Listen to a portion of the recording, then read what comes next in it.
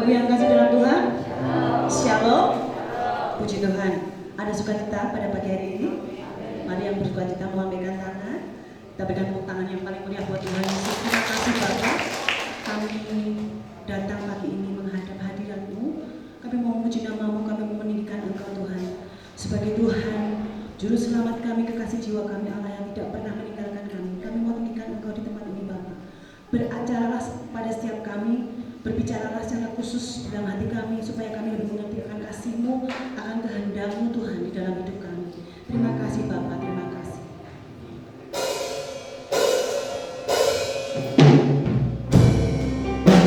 Haleluya Yesus, terima kasih Tuhan. Ini pujian kami kepada Tuhan. Yesus.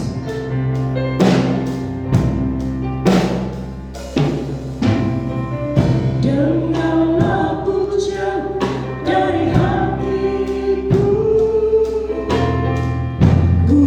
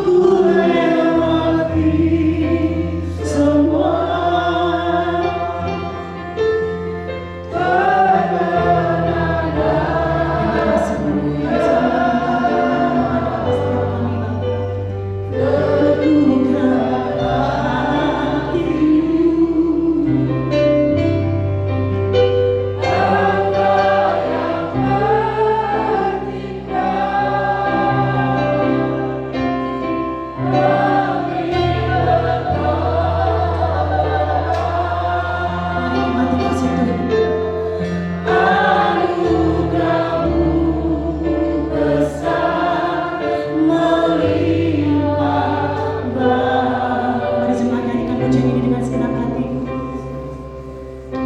Yesus, terima kasih.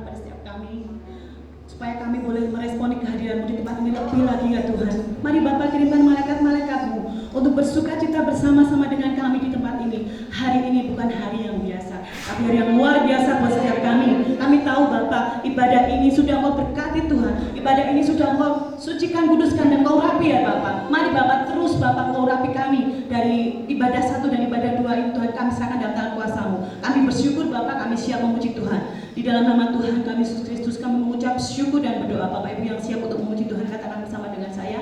Amin. Sekali lagi tepuk tangan buat Tuhan Yesus. Nanti balik berdiri ya. Indahnya. Kita mau bertepuk tangan buat Tuhan.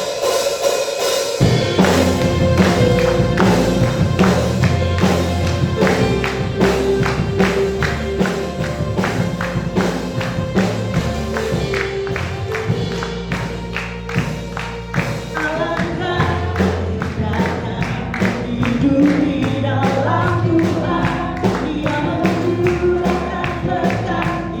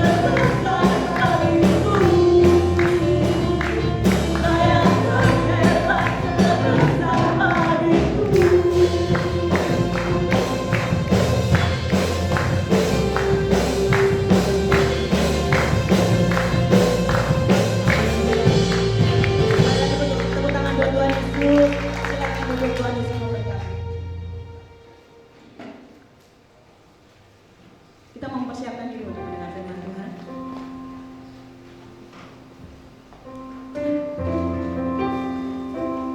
Dia penolong kita yang kita percaya senantiasa. Terima kasih Bapa. Haleluya Yesus.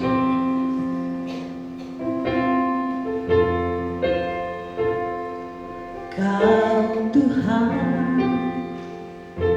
penolong dalam hidupku. Ku percaya hanya kepadamu. Kau pegang tanganku dan tuntun langkahku. Kau perlindunganku. Kau Tuhan, kekuatan dalam hidupku, penolongku dalam kesesakan. Kau gunung batuku dan pertahananku. Yesus, kau kemenanganku. Yesus, padamu ku berseru. Kau menyelamatkanku. Terpujilah Kau Tuhanku. Munggu ku memuji namamu sepanjang umur hidupku. Terpujilah Kau Tuhanku di atas segalanya.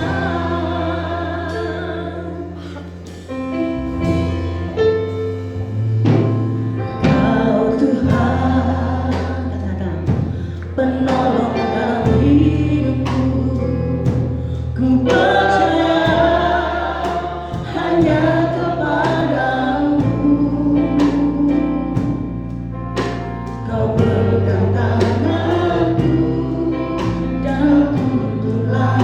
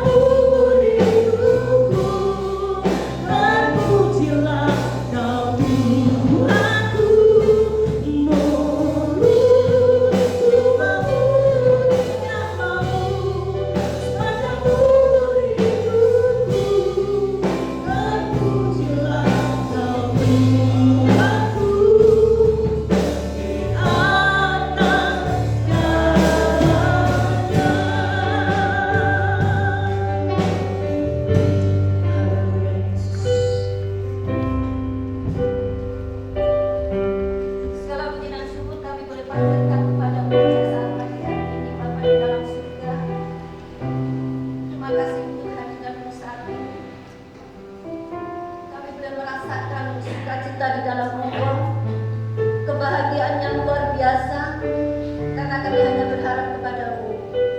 Bersama Engkau kami bisa, bersama Engkau kami merasakan sukacita. Itu sebabnya Tuhan, tetap urapi kami, telinga kami, hati kami untuk menerima kebenaran firman. Di dalam nama Tuhan Yesus Kristus, kami sudah berdoa serta mengucap syukur. Haleluya. Amin. Shalom Bapak Ibu sekalian. Waktu pujian yang sudah dipanjatkan kepada Tuhan, bersama Bapa ku lewati sungai. Saya senang sekali pujian ini. Saya mendapatkan pujian ini ketika saya boleh mengenal suatu orang itu. Aku nggak senang banget sih rasanya kalau Tuhan itu bersama dengan kita. Pagi hari saya sudah dikejutkan dengan status seorang anak Tuhan. Ada peti mati dan ditulis di bawahnya itu, aku berserah. Saya kaget bukan kepala karena beberapa hari yang lalu saya baru berdoa buat keluarga ini yang 10 tahun belum mempunyai seorang anak, dan tahun yang ke-10 Tuhan berikan seorang anak, dan baru berapa hari tiba-tiba orang tuanya dipanggil. Hal ini bisa terjadi kepada siapapun. Dan ketika saya konfirmasi dengan suaminya, saya bilang, apa benar sih ini? Ternyata dia katakan, betul, istri saya sudah dibunuh Gusti. Saya kaget. Saya bilang, Tuhan, seperti itu jalannya Tuhan. Sedang izinkan terjadi di dalam rumah tangga seorang anak Tuhan. Saya tahu persis seorang anak Tuhan ini adalah anak Tuhan yang setia. Dan ketika dia memohon kepada Tuhan, Tuhan berikan seorang putra yang ganteng. Saya belum sempat nengok karena memang baru beberapa hari. Ternyata saya tanya, sakitnya apa? Dia muntah darah, gagal jantung. Akhirnya Tuhan dibunuh. Secara manusia mungkin kita akan marah dengan Tuhan. Secara manusia mungkin kita akan kesal dengan Tuhan. Tetapi Tuhan itu Tuhan kita yang tetap baik, Tuhan yang luar biasa, Tuhan yang dahsyat. Ketika saya masuk di tempat ini memberikan pujian bersama Bapa, saudara sekarang ada satu kerinduan, ada satu naungan dari Roh Kudus yang boleh kita rasakan bersama ketika kita bersama dengan Tuhan. Hari-hari terakhir ini adalah bukan hari-hari yang mudah bagi kita sebagai anak-anak Tuhan. Seorang kebetulan berkata, kenapa sih gereja kita kok juga dibatasi? Sedangkan kita tahu persis bagaimana yang namanya pastor itu kuyang-kuyangan luar biasa. Tapi kita bersyukur, karena apa? Kita dapat mendisiplinkan diri kita, dan kita dapat menjaga di dalam segala perkara, sehingga kesehatan itu diberikan kepada kita. Kalau memang suatu kelak Tuhan mau panggil kita, oh itu memang sudah jalannya. Saya juga sudah mempersiapkan diri kalau memang suatu waktu Tuhan panggil saya, tetap hidup saya sudah berguna bagi pelayanan. Amin. Berarti berkata seperti itu. Berarti dong, kita anak Tuhan, kita bantu Tuhan, kita pelayan Kristus yang hidup di dalam kebenaran firman. Namun saudara sekarang apa yang menjadi pertanyaannya pada saat pagi hari ini? Sebelah rumah saya sekarang di tower 17 meter. Jadi kalau saya keluar saya harus lihat ke atas karena di situ ada tempat pengeras suara. Jadi setiap pagi, setiap sore itu saya sendiri soal ini. Bahkan pagi-pagi saya bangun dan saya juga nggak mau kalah dengan mereka sudah menyembah, saya juga sudah menyembah, saya membaca Alkitab dan saya apa ya, tergelitik dengan ayat yang Tuhan berikan. Dan saya berkata, Tuhan, saya menyampaikan ini kepada sidang jemaat yang ada di Maranatha supaya kita ini dapat mempersiapkan diri. Apa yang tertulis di dalam Mazmur 15? Ini yang Tuhan berikan kepada saya saya baca, saya ulang apa sih sebenarnya Tuhan yang ada di dalam ayat-ayat ini. Mari kita perhatikan dengan sungguh supaya kedatangan kita, saudara dan saya itu benar-benar bermanfaat dan benar-benar kita mendapatkan keuntungan kita. Di dalam Mazmur 15 ayat 1 sampai dengan ke-5, saya akan bacakan ayat lepas ayat ya. Siapa yang boleh datang kepada Tuhan? Mazmur Daud. Tuhan, siapa yang boleh menumpang dalam kemah-Mu? Siapa yang boleh diam di gunung-Mu yang kudus? Ini pertanyaan yang ada di dalam ayat ini. Siapa sih sebenarnya yang boleh datang di dalam kemah Tuhan? Siapa sih yang boleh datang ke rumah yang kudus? Kalau saya pribadi menganalisa, siapa sih yang boleh menumpang, siapa sih yang boleh masuk? Ya, pikiran secara bodoh saja ya. Siapa sih yang boleh masuk di dalam kerajaan Allah ini? Kalau saya salah nanti bisa ada beberapa bulan. Cuman itu pengertian yang saya dapatkan. Ternyata saudara sekali di dalam firman ayat yang kedua dikatakan, yaitu dia yang berlaku tidak bercelah. Yang pertama dituliskan oleh firman Allah bahwasanya mereka yang boleh masuk, yang boleh berdiam di dalam rumah Allah adalah mereka yang tidak bercelah. Hari-hari ini apakah ada orang yang tidak bercelah, saudaraku sekarang? Sukar sekali untuk mencari orang yang hidupnya kudus, yang hidupnya benar, yang hidupnya sesuai dengan firman Allah. Tetapi ini adalah firman Allah yang Tuhan sampaikan kepada kita pada saat pagi hari ini, teguran yang cukup keras bagi kita, anak-anak itu. Tuhan menginginkan saudaraku sekarang supaya kita berlaku untuk tidak bercelah, supaya Tuhan melayakkan kita itu masuk di dalam kemah-Nya yang kudus. Kita datang ke tempat ini pun Tuhan sudah menginginkan supaya hati kita itu kudus, hati kita itu bersih. Kita tidak mau melihat kesalahan orang lain, tetapi kita akan melihat Tuhan, sehingga saudara sekalian kita merasakan itu. Saya bilang Mbak Sari nanti habis memang usianya dulu, dan Mbak Sari menyampaikan sama usia. Dan terakhir itu yang menyentuh hati saya, kita doakan bersama supaya ibadah ini adalah ibadah yang dilakukan oleh Tuhan luar biasa. Saudara sekalian, tadi pagi saya sudah berdoa, saya sudah menyembah kepada Tuhan sehingga saya masuk tempat ini, saya merasakan bagaimana hadirat Tuhan itu luar biasa dan menyenangkan. Buat yang pemain musik, singer, WL, saudara sekalian, saya yakin kalau kemarin mereka sudah latihan ya, dan saat ini mereka akan memberikan yang terbaik, memberikan dengan tulus kepada Tuhan dengan tidak bercelah. Hati yang tulus yang Tuhan inginkan saudara sekalian di dalam kehidupan kita. Karena dikatakan yaitu yang tidak berlaku celah, artinya hidup di dalam kekudusan. Saudara sekalian, adakah yang tertulis di dalam firman Allah? Siapa sih sebenarnya yang tidak bercelah? Bisa tolong dibacakan, buka di dalam Kejadian 6 ayat yang ke-9.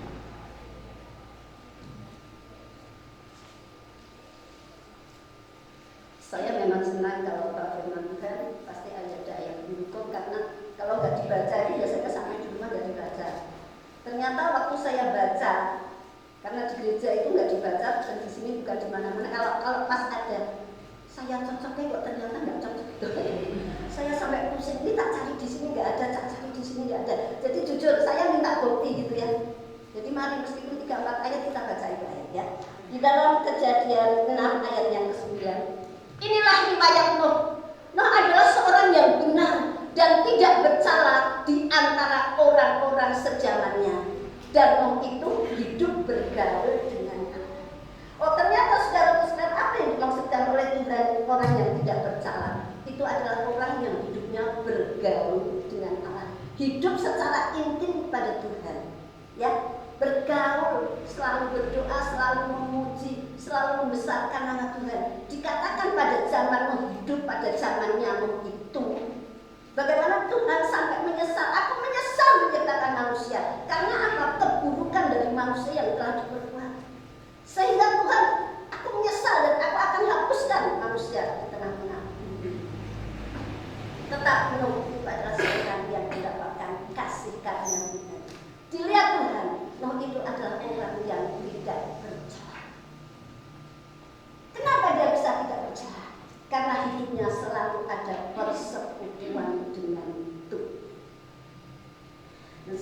saudara ketika kita selalu hidup intim dengan Tuhan, satu kali satu saat kita dipanggil oleh Tuhan, oh kita ada di dalam hadirat Tuhan. Saudara, kalau kita dipanggil Tuhan, itu artinya kita pulang. Ya. Kita pulang kepada Sang Bapa. Sudah diberi kesempatan untuk hidup di dalam dunia ini, dan ketika Tuhan panggil, ayo pulang anakku, kita berkata, Tuhan terima kasih karena hidupnya sudah untuk Tuhan. Jadi Tuhan menginginkan siapa sih yang boleh masuk ke dalam rumah Tuhan, tadi dikatakan adalah orang yang hidupnya tidak bercela menurut firman Allah. Bukan hanya sekedar kita datang, tetapi kita memberikan hati. Kenapa sih ada WA di depan? Kenapa sih ada sinyal di belakang? Karena mereka mengajak untuk kita masuk di dalam hadirat Tuhan, untuk kita boleh memberikan pujian dan hormat bagi nama Tuhan. Itu sebabnya pentingnya mereka yang ada di depan ini adalah orang-orang yang rapi, sehingga urapan itu mengalir galak dan mengangkat pujian kepada kita. Hidup bergaul dengan Tuhan. Amin. Sukacita. Puji Tuhan. Berharap kalian ngantuk masih pagi. Yang saya kan, kalau saya bangun pagi itu memang sudah biasa, karena namanya mungkin usia. Tapi ya itu kita syukuri aja ya, saat ini. Mungkin tadi saya bangunnya sampai 4 kali, maka belum jamnya. Tapi puji Tuhan, saya takut telat aja karena nggak ada orang di rumah. Tapi saat ini Tuhan menginginkan kepada kita untuk kita hidup tidak berjalan. Dan yang kemudian saudara-saudara dituliskan oleh firman Allah, yaitu dia yang berlaku tidak bercela, yang melakukan apa yang adil. Selain tidak bercela di dalam Mazmur 15 tadi, yang selanjutnya, selain tidak bercela dikatakan supaya kita melakukan hal-hal yang adil. Saya mempunyai 2 putri. Saya bilang putri cantik karena memang perempuan. Yang satu itu gemuk, yang satu itu kurus. Coba saudara dipenggal ya. Ada nggak kalau saya memberikan yang gemuk sama yang kurus itu beli kain 1,5 meter sama 1,5 meter? Ada nggak? Enggak. Nah, kalau yang gemuk dikasih 1,5 meter nggak akan cukup. Kalau yang kecil ya bisa cukup kan? Nah, sekarang di sini kita mau lihat bagaimana kita bisa berlaku adil. Adil saudaraku sekalian di dalam hal waktu kita kepada Tuhan. Waktu kita, doa kita, sudahkah kita berlaku adil? Kita bekerja dari pagi sampai sore, dari pagi sampai sore. Kalau saya lihat anak-anak saya itu dari pagi sampai sore, dari pagi sampai sore, saya selalu tanya bagaimanakah sudahkah berlaku adil dengan waktu? Waktu yang diberikan kita dari Tuhan. Sudahkah kita memberikan persepuluhan waktu kita doa sebagaimana Daniel? Dia berdoa sehari 3 kali loh. Bagaimana dengan kita? Atau berdoa biasa bangun pagi kita harus berdoa, mau makan berdoa, sore berdoa sudah. Nah, coba kita memperbaiki kita dengan mengadakan persekutuan pribadi secara intim kepada Tuhan, supaya kita ini dapat dan berlaku dengan seadil-adil. Jangan terlalu banyaknya untuk diri kita. Kalau muncul ya memang biasanya waktunya habis di muncul. Cuma ibu saya ini lahir bosan di tempat tinggalnya, jadi lebih banyak di atas. Saya tanya kenapa suka di atas?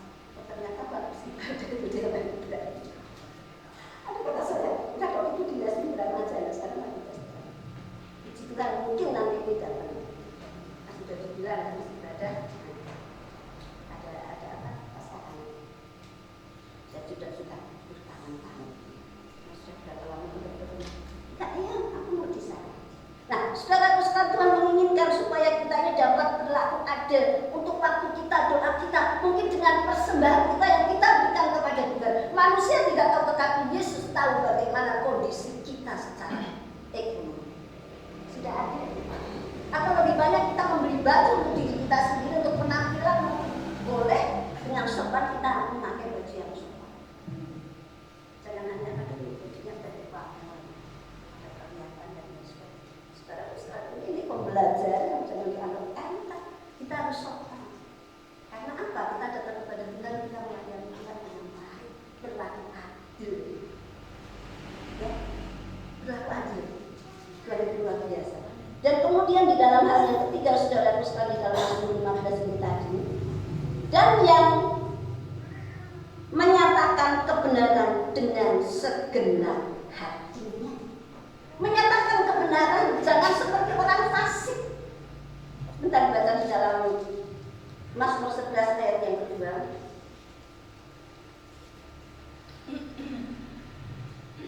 Mazmur 11 ayat yang kedua saya bacakan untuk saudara.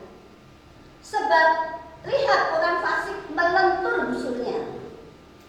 Busur dipasang. Mereka memasang anak panahnya pada tali busur untuk memanah orang yang tulus hati di tempat. Nah, saudara-saudara, orang fasik itu pekerjaannya hanya mengganggu orang-orang yang hidup di dalam kebenaran. Nah, itu sebabnya jangan kita ini seperti orang fasik, tetapi biarlah kita ini mau senantiasa menyampaikan kebenaran itu dengan tulus. Kalau saya menyampaikan firman Tuhan di tempat ini, saudara sekalian, saya belajar dan memang dengan tulus hati. Gak ada motivasi apa-apa kecuali mengajak sidang jemaat untuk masuk di dalam kesempurnaan. Amin. Sedih kalau ada sedang bapak bilang, aku datang kebahagiaan, aku gak beban. Pulang aku tetap bawa beban. Loh, lah gimana imannya? Kok datang gak beban, kita nyanyi, kita rasa cita-cita. Mungkin beban itu memang belum terlepas, tapi paling enggak kita ada berserah kepada Tuhan. Siapa sih orang yang gak punya beban? Orang aja bilang, wah Bunda ini ada statement seperti itu. Bunda ini seneng loh. ABC dan lain-lain. Puji Tuhan, orang lihatnya positif. Tetapi aku juga nggak pernah tahu pergumulan saya seperti apa. Tapi kalau kita tidak akan disibukkan dengan pergumulan kita, tetapi kita akan senantiasa tetap datang kepada Tuhan dan kita akan tetap menyampaikan kebenaran. Karena kebenaran itu adalah kebenaran yang luar biasa. Jangan seperti orang fasik. Setan itu akan mengganggu kita. Di sini, di kita, dan apa? Saudara tahu siapa sih musuh ide tidak berwujud setan, wujudnya juga manusia. Mungkin yang ada di depan kita, di samping kita itu, tapi Tuhan izinkan supaya apa? Supaya kita tetap hidup di dalam kemenangan. Kalau nggak ada masalah, ya hidupnya di Gunung Madu sana, di hutan tebu tempat suami saya dulu kerja, mengais rezeki. Pimpinannya sedang dipegang KPK. Karena penggelapan dana sebanyak 400 orang-orangnya sudah bingung asetnya, bingung motif saksi. Saya bilang puji Tuhan, saya hidupnya sederhana, tetapi tulus. Ini yang Tuhan mau, tulus. Kita makan cuma cukup satu piring. Pakai baju ya sehari satu. Kalau mau dicuci, nanti kalau memang nggak ada cuci lagi. Tapi kalau tidak mungkin kita lakukan itu. Amin. Sembahyang mudah-mudahan kalau sudah menyampaikan kepada karena memang itu menjadi kesukaan. Tidak, kemudian ayat yang ketiga di dalam Mazmur 15. Kalau tadi sudah dikatakan tidak bercela, berlaku adil, harus mengatakan kebenaran dengan senang hati. Yang ketiga ayat yang ketiga dikatakan yang tidak menyebarkan fitnah dengan lidahnya. Tidak menyebarkan fitnah dengan lidahnya. Iya. Yang tidak berbuat jahat terhadap temannya dan yang tidak menimpakan celah kepada tetangganya. Saya baca ini betul-betul terganti kok.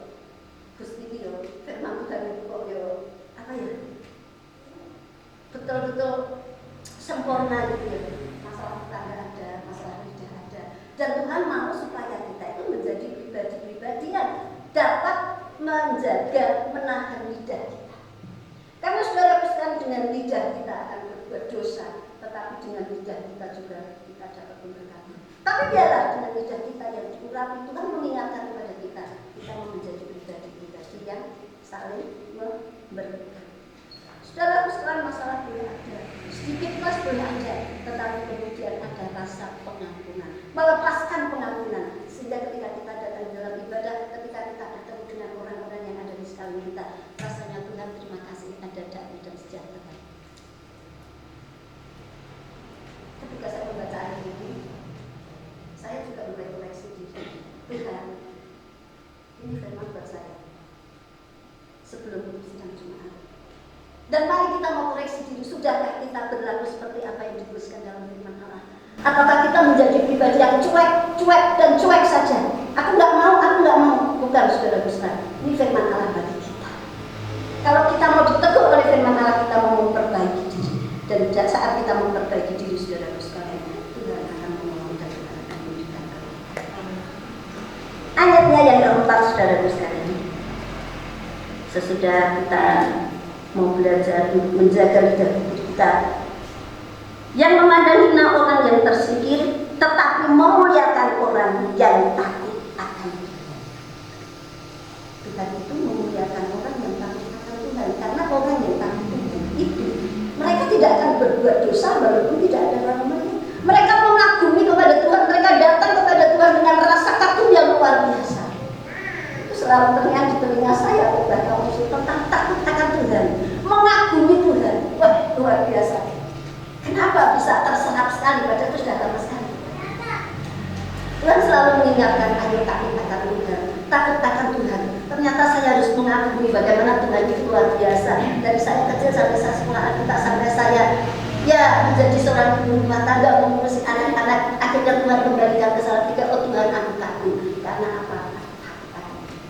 Tidak pernah dibiarkan anak-anak Tuhan itu untuk meminta Tuhan. Terima kasih. Seringkali kalau saya sudah berterima kasih dan sudah besar, air mata saya itu tidak bisa bertahan. Bukan karena saya tersebut dengan firman. Pernahkah kita tersebut dengan firman?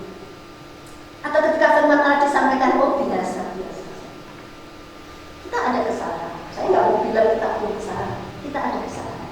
Tapi ketika kita datang kepada Tuhan, kita mohon amin, memperbaiki diri kita supaya saudara dan saya boleh diperkenan Tuhan untuk masuk di dalam kerajaan Tuhan, untuk masuk di dalam kehidupan Tuhan. Untuk apa kita ibadah setiap hari Minggu, meluangkan waktu, ternyata hidup kita tidak pernah ada perubahan. Oh Tuhan Yesus, Tuhan Yesus dahsyat dan Tuhan Yesus luar biasa. Itu yang Tuhan inginkan terjadi di dalam kehidupan kita. Kemudian ayat yang kelima, yang tidak meminjamkan uangnya dengan makan riba. Saudara tahu? Ada yang suka meminjamkan uang?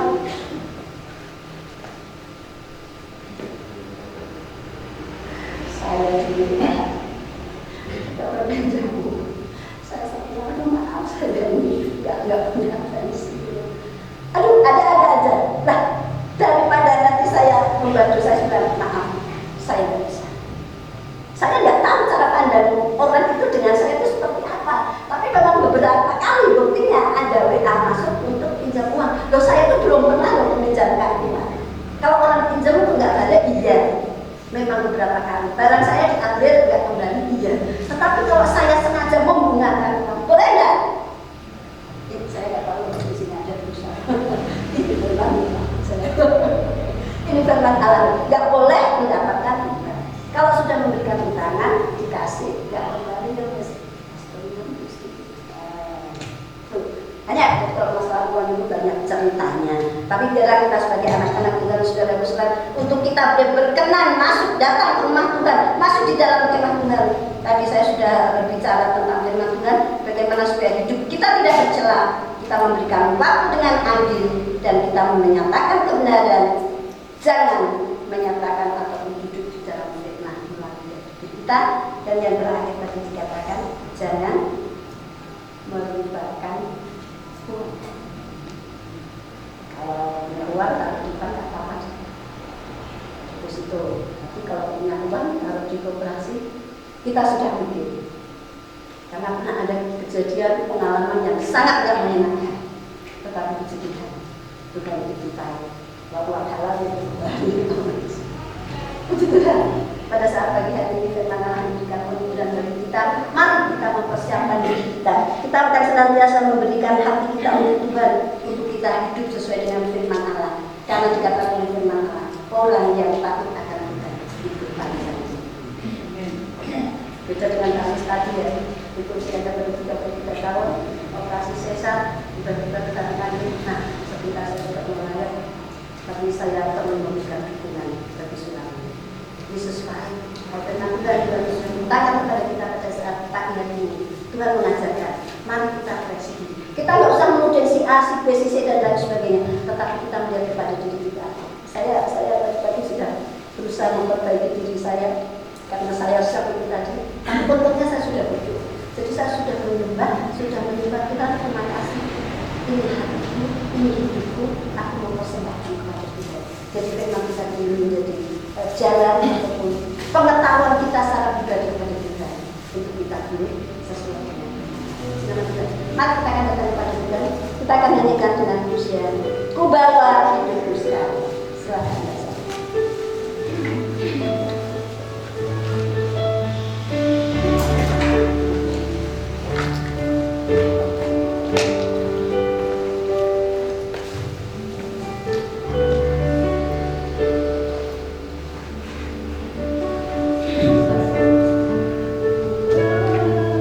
Hidupku sekarang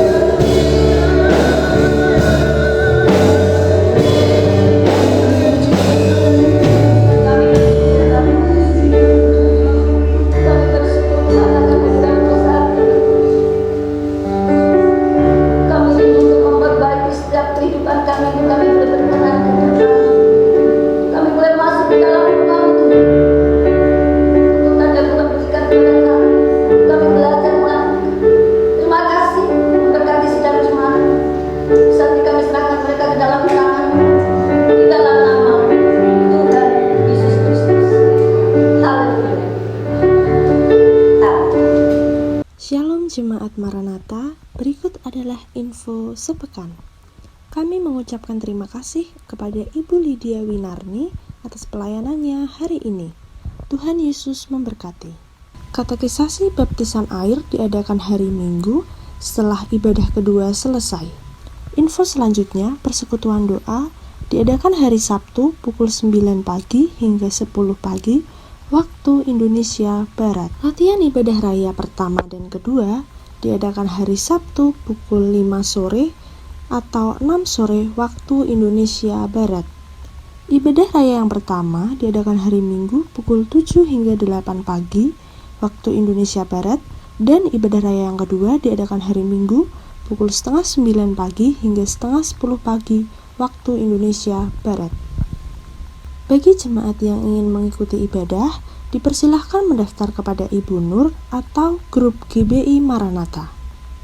Kami mengucapkan selamat ulang tahun kepada yang berulang tahun di minggu ini, Bapak David Nanang Anita pada tanggal 12 April, Ibu Naomi Sri Asih Budi Lestari pada tanggal 13 April, Bapak Andreas Yoyon Sugianto pada tanggal 15 April, Nathanael Wahyu Wijaya pada tanggal 16 April, dan Bapak Pendeta Simeon Suradi pada tanggal 18 April. Tuhan Yesus memberkati. Shalom. Berikut adalah protokol kesehatan GBI Maranatha yang perlu diperhatikan. Saat akan memasuki gedung gereja, jemaat diharapkan menggunakan masker sesuai standar yang sudah ditentukan. Mencuci tangan, menggunakan sabun, dan mencuci tangan dengan air mengalir, atau bisa menggunakan hand sanitizer yang sudah disediakan oleh pihak gereja. Sebelum memasuki gedung gereja, jemaat diharapkan untuk melakukan pengecekan suhu tubuh. Bagi jemaat yang suhu tubuhnya melebihi 37,3 derajat Celcius tidak diperkenankan masuk. Jemaat diharapkan untuk menjaga jarak minimal 1,5 meter. Menghindari kontak fisik seperti bersalaman atau kontak fisik yang lainnya.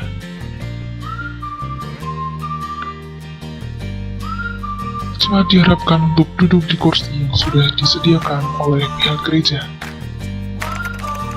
Bagi jemaat yang sedang sakit, diharapkan untuk mengikuti ibadah di rumah secara online melalui kanal YouTube GBI Maranatha. Sekian yang dapat kami sampaikan. Selamat hari Minggu. Tuhan Yesus memberkati. Ya, ada tambahan sekilas info. Katekisasi baptisan air hari Minggu. Jadi setelah ibadah yang kedua itu akan ada katekisasi baptisan air. Jadi Bapak Ibu semuanya, mari diingatkan anak-anaknya yang sudah mendaftar ikut baptisan air supaya mengikuti pengertiannya gitu ya. Walaupun nanti pada akhirnya tidak jadi ikut baptisan air, tidak apa-apa. Yang penting anaknya itu ngerti dulu artinya. Ya, ibu-ibu semuanya ada kabar baik bahwa besok hari Selasa akan ada ibadah WPI Yerusa di gereja dimulai jam 5 sore. Jadi monggo ibu-ibu semuanya gitu ya, mari kita datang. Sudah lama banget, satu tahun lebih kita nggak ada ibadah WPI. Jadi besok hari Selasa akan ada ibadah WPI perdana. Jadi yang pertama, monggo semuanya untuk bisa datang, untuk kita bisa berkumpul beribadah ya seperti ini. Tetap duduknya tetap pakai protokol kesehatan seperti ini. Jadi nggak dempet-dempetan, itu tetap seperti ini. Ya, ini petugas pelayanan untuk minggu depan. Jadi nanti yang worship leader ada Ibu Yunika, kemudian singer Bapak Budi dan Ibu Jumiati. Musik ada Saudara Samuel, Bapak David, dan Saudara Andre. Multimedia Saudara Bintang. Kemudian yang menjadi pembicara yang pertama bukan Ibu Rivena, tapi nanti akan diganti oleh Bapak Ahmad Suri. Ya, itu yang untuk ibadah yang pertama. Dan untuk ibadah yang kedua tetap Bapak Ojek. Selesai ibadah ini nanti akan ada Paskah Anak Betel dengan tema jangan egois. Jadi nanti adik Kevin tidak usah pulang ya, habis ini ada Paskah. Jadi hari ini ada Paskah Anak Betel dimulai jam 8:30 sampai dengan selesai. Jangan lupa ya untuk membawa Alkitab buat anak-anak yang mulai kelas 3 sampai kelas 6 SD. Itu saja, sudah selesai.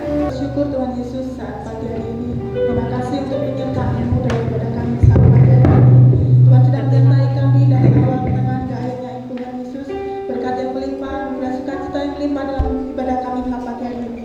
Kami bersyukur, kami menyerahkan jemaat-Mu Tuhan sepenuhnya dalam tangan kuasa-Mu. Baik mereka yang sakit Tuhan sembuhkan, yang susah Tuhan hiburkan, yang berkekurangan Tuhan cukupkan, apa yang jadi pergumulan Tuhan akan berikan jalan keluar dari setiap jemaat Tuhan. Terima kasih Bapa, dari yang paling sepuh sampai yang paling kecil Tuhan, biarlah tetap dalam pimpinan dan penyertaan Tuhan.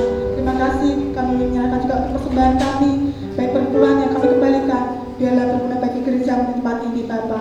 Terima kasih Bapa, kami bersyukur, kami menyerahkan khususnya Bu Yuli Tuhan Yesus yang sudah Tuhan tolong dalam operasi. Biarlah Tuhan yang akan memulihkan kesehatannya. Tuhan menyerahkan Pak Warno, kami akan untuk Ina, kami akan buin Bapa, kami akan Bu Naomi, semua anak-anak Tuhan yang Tuhan berharap hanya kepada Engkau Bapa. Biarlah penyertaan-Mu yang akan menjawab setiap doa-doa mereka Bapa. Terima kasih Bapa, kami bersyukur saat siang hari ini. Berkat yang melimpah dalam ibadah kami saat pagi hari ini sudah kami nikmati Bapa. Juga anak-anak yang berulang tahun, Bapak Gembala kami juga anak-anak Tuhan yang lain. Biarlah di saat bertambahnya usia, bertambah juga kepercayaannya kepada Engkau Bapa. Juga sebentar juga akan ada ibadah Paskah anak-anak Tuhan. Biarlah Tuhan tambahkan sukacita pada anak-anak kami untuk lebih lagi percaya, lebih lagi memiliki rasa takut akan Engkau Bapa. Berkati juga setiap orang tua mereka. Terima kasih Bapak, terima kasih, kami bersyukur. Kami yang dilayani, baik kami yang melayani, kami yang dilayani, kami bersama-sama diberkati. Terima kasih Bapak, terima kasih, kami menyerahkan semuanya dalam tangan kuasa-Mu, dalam nama Yesus. Pada akhirnya surga, mohon kedangan tangan-Mu atas seluruh umat-Mu yang hadir pada pagi hari ini. Bapak Ibu saudara kasih Tuhan, pulanglah terimalah berkat anugerah damai dari Allah Bapa, cinta kasih daripada Tuhan Yesus, penyertaan Roh Kudus atas depan keluarga-Mu, hidup nikahmu, sekolah kuliahmu, sehingga engkau menjadi orang yang diberkati Tuhan. Segala pekerjaan-Mu dibuat Tuhan berhasil. Dalam berkat nama Tuhan Yesus Kristus. Haleluya, haleluya. Amin.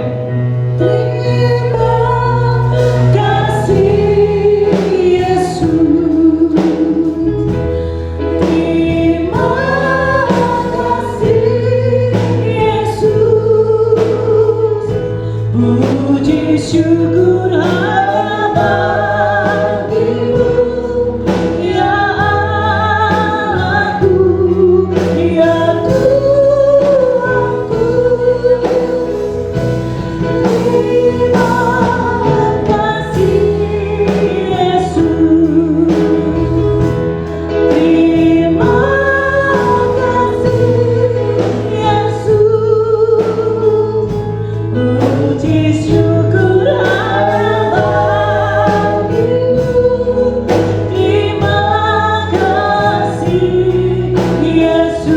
Puji syukur